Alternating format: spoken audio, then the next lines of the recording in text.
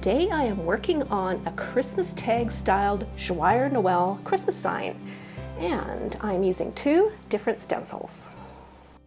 Joyeux Noel is a 3-foot vertical sign where you can replace the O in Noel with some fun accessories. This is from Joyeux Small called Full Accessories, where you can use an ornament, snowflake, or you can use that small snowflake to decorate the ornament.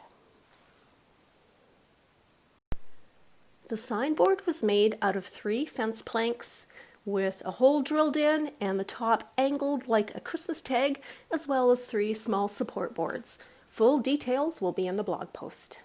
So let's load the stencil brush. I like to load the paint on the brush and offload most to create a dry to the touch stencil brush. Then I know I'm ready for stenciling. I am using Fusion Mineral Paints Ash. So something to be really watchful on are these long pieces on the end, because they can flick up easy if you're not careful. So when you get to those areas, it's a good idea to just hold your fingers in there. Hold it down as you work. So I used a little bit too much paint on the end, but it's really easy to fix on raw wood. Just grab a small X-Acto blade, wait till the paint's dry, and then scratch it off.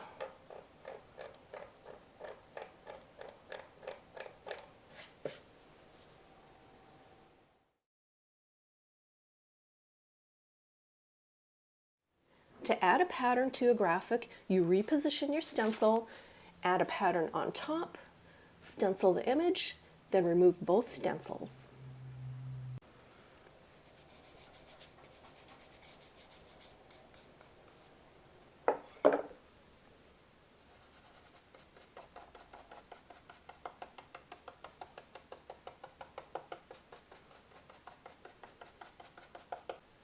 For an Argyle look, I like to rotate the diamonds, so I'm just adding another neutral in every other diamond space.